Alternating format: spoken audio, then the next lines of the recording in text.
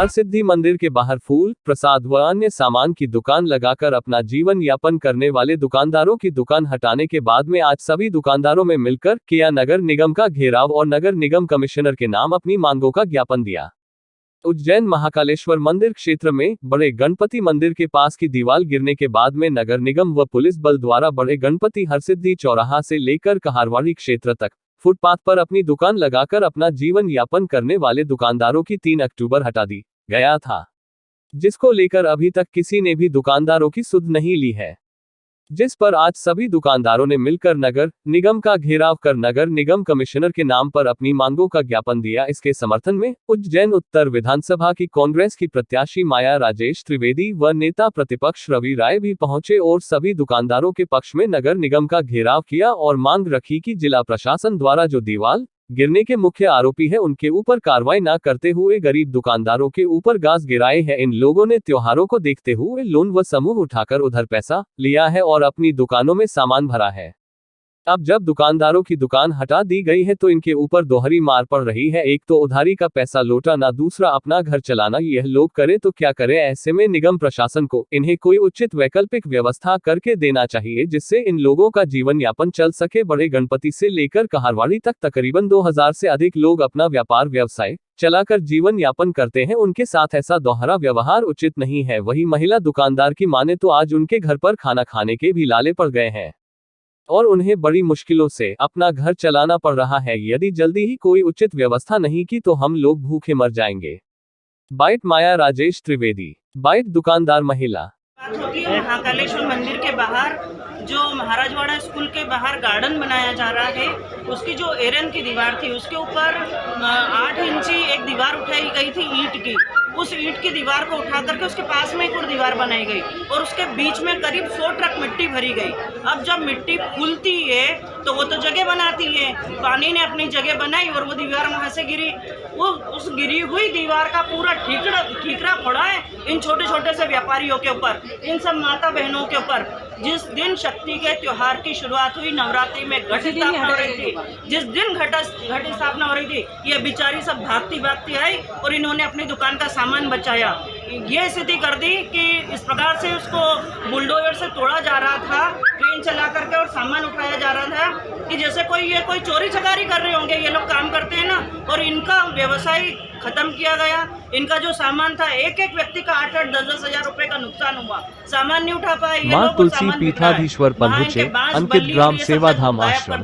श्री श्री 1008 तुलसी जी महाराज ने शिष्यों के साथ महाराज अग्रसेन जयंती पर अंकित ग्राम सेवाधाम आश्रम में सद्गुरु देव श्री रणछोड़ दास जी महाराज व अग्रसेन जी के चित्र के साथ दीप प्रज्वलित किया और कहा कि मानव सेवा ही ईश्वर की सच्ची सेवा है। आपने आश्रम के दिव्यांगों, बुजुर्गों, बच्चों से मुलाकात की और जनवरी में आश्रम में भागवत कथा करने का संकल्प लिया। इस अवसर पर सुधीर भाई गोयल ने आश्रम परिचय देते हुए सम्मान किया। काम करते ही क्यों हो कि आपको मुंह छिपाना पड़ता है। काम कम से कम ऐसे करो कि आप लोगों से आकर के मिलकर के बातचीत कर पाओ। इन लोगों की रोजी रोटी छीनी, इनका रोजगार छीना, इनका परिवार परेशान हो रहा। कौन सा नेता आया इनसे मिलने के लिए? और फोकट की फालतू की बातें होती है यहाँ पर आने के बाद में। हम सब लोग मिलकर के यही धरना दे करके बैठे हुए हैं और वैकल्पिक व्यवस्थाएं देना पड़ेगी। एक और बात बोलना चाहती हूँ कि हाई कोर्ट का आदेश है कि आप कुत्तों को नहीं हटा सकते सड़क पे से, तो वो बात नगर निगम के अधिकारी मान करके बैठे हुए हैं। और रोज कुत्ता किसी ना किसी को काटता है और पिछले दिनों एक बच्ची की मृत्यु हुई, उसके अलावा भी 1-2 लोगों की मृत्यु हुई है, कई लोगों को इससे परेशानी हुई है। तो नगर निगम के अधिकारी कर्मचारी हाई कोर्ट का कुत्ते हटाने का आदेश मानते हैं, लेकिन हाई कोर्ट का एक और आदेश है कि आप छोटे व्यापारियों को बिना वैकल्पिक व्यवस्था किए हुए हटा नहीं सकते। आपने कौन सी व्यवस्था दी इनको? पहले आकर के कि आप इस जगह पर दुकान लगा लीजिएगा, उसके बाद में इनकी दुकानें हटाई। यहाँ तक कि इनको कोई नोटिस नहीं दिए गए, इनको मालूम ही नहीं, सीधे आए और इनकी दुकान तोड़ना शुरू कर दिया। इस प्रकार की आतताइयों जैसे राक्षसों जैसी हरकतें पहली बार उज्जैन में होते हुए देख रहे हैं हम लोग कि काम करते हुए लोगों को रोका जा रहा है। रोजगार तो आपके पास में है नहीं, वो पढ़े लिखे बेरोजगार घूम रहे हैं, लेकिन ये लोग कम से कम अपना छोटा छोटा सा व्यापार करके अपने परिवार का पेट पाल रहे हैं। और मैं पूरी तरीके से इनके साथ में खड़ी हुई हूँ जब तक कि इन्हें दुकानें नहीं मिलेगी हम लोग रोज धरना प्रदर्शन करेंगे और रोज कहीं ना कहीं का घेराव करेंगे। कितने लोग हैं ये, कितनी आश्रित जनसंख्या, मतलब संख्या कितनी है? ये करीब 2000 के करीब लोग हैं, लेकिन ये जो अब सप्तमी अष्टमी आने वाली है तो कई लोग इनमें से गांव चले गए माता भैरू पूजने के लिए, वो सभी लोग आएंगे और उसके बाद में ये वाला आंदोलन सतत चलेगा जब तक कि इनको कहीं पर भी और किसी जंगल में वैकल्पिक व्यवस्था नहीं चाहिए। वैकल्पिक व्यवस्था चाहिए जहां श्रद्धालु आते जाते, क्योंकि ये सिर्फ इनका व्यापार नहीं करते, उन श्रद्धालुओं का भी सहयोग करते। भूख भी लगती है, बच्चे रहते हैं आने वालों के साथ में, उनको खाने पीने का मिलता है, सामान खरीदना, उनको कंठी माला डमरू इस प्रकार की चीज़ें खरीद करके लेकर के जाते हैं। तो ये अपने व्यापार के साथ में यहाँ आने वाले श्रद्धालुओं का भी सहयोग करते हैं। तो इसलिए हम मांग करते हैं यहाँ पर बैठ करके कि नगर निगम फिर से सोचे और फिर से ध्यान दे। सिर्फ सौंदर्यकरण सब कुछ नहीं होता है, इनकी दुकानें वापस उसी स्थान पर लगाई जाए। जय हिंद, जय हिंद। हमारे त्योहार के दिन आए हैं, हम घर परिवार से बेरोजगार हो गए हैं, कहाँ जाएंगे हम? हमारे रोटी रोजगार यही मिलती महाकाल पे, इसके अलावा कहीं भी हमारा रास्ता नहीं है। आप कहाँ थे जब दुकान टूटी थी? हम तो घर पे थे, हमको तो दुकान ही बंद हो गई। हम आए जब तक दुकान ही तोड़ फोड़ दी, हमारा लाखों का नुकसान हो गया, तस्वीरें फोड़ दी हमारी सब। और कब से दुकान लगा रहे हैं आप वहाँ पे? हम दुकान बरसों से लगा रहे हैं दुकान, हम हमारी पैदाइश यही की है। अब क्या चाहते हैं आप? हम चाहते हैं हमारे को दुकान दो स्थायी, कहीं भी हमारे को दुकान दो, ताकि हमारे दुकान पे परेशानी नहीं आएगा। हमारे यहाँ पे आदमी कोई भी नहीं, कमाने खिलाना नाम। परिवार में कितने सदस्य, परिवार में कितने बच्चे वगैरह मेरे 2 सदस्य? भाई है, 3 बच्चे हैं। क्या नाम है आपका? मेरा मधु चौहान। 2.5 लाख में जमीन खरीदने के 13 साल बाद दलाली के 15 लाख मांगकर परेशान कर रहा रिश्तेदार पीड़ित ने एसपी को दिया आवेदन। उज्जैन। बंजर जमीन खरीदने के बाद एक किसान ने जब सालों की मेहनत के बाद उसे उपजाऊ बना दिया तो उसी का रिश्तेदार सालों बाद दलाली के 15 लाख रुपए की मांग कर परेशान करने लगा। किसान ने मामले को लेकर पुलिस थाना घटिया और एसपी उज्जैन को आवेदन दिया है। किसान बहादुर सिंह आंजना ने बताया, साल 2011 में उन्होंने शंकर सिंह पिता सिद्धू सिंह से 2.5 लाख रुपए में 5 बीघा जमीन खरीदी थी, जिसका विक्रय पत्र उसके पास है, लेकिन जमीन का नामांतरण नहीं हो पाया था और कुछ साल बाद शंकर सिंह की मृत्यु हो गई। शंकर सिंह की मृत्यु के बाद उसका रिश्तेदार रमेश और मेरा रिश्तेदार अंतर सिंह मिलकर साजिश करने लगे। अंतर सिंह के कहने पर रमेश ने कोर्ट में केस लगाया और जमीन पर अपना अधिकार बताया। इस मामले में अपर कलेक्टर की कोर्ट ने बहादुर सिंह के पक्ष में फैसला सुनाया। इसके बावजूद अंतर सिंह अब सौदे की दलाली के 15 लाख रुपए की मांग कर रहा है। 27/2 यानी 5 बीघा जमीन शंकर पिता सिद्धू से खरीदी थी, रजिस्ट्री हो गई है, विक्रय पत्र एग्रीमेंट हुआ था और 2011 से लगातार आज तक मेरे पास ज़मीन है और पूरी ज़मीन बंजर थी। मैंने खरीदी, पैसा दिया 2 गवाह के समक्ष तहसील घटिया में और पूरे पैसे नगद दिए। तहसील घटिया में लिखा पड़ी हुई, एग्रीमेंट हुआ, स्टाम्प ड्यूटी लगी।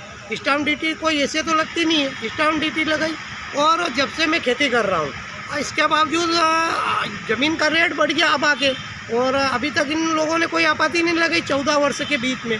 और ये अंतर सिंह दलाली करता है।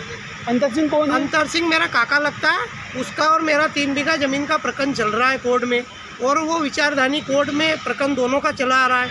और इसके बीच में ये यूँ चाहता है कि अपन इसको बहादुर को कैसे भी फंसाओ। पहले भी इन्हें झूठ बोल कर फंसा दिया, मेरा नाम ले दिया, शंकर को मार दिया। मैं शंकर को क्यों मारूँ?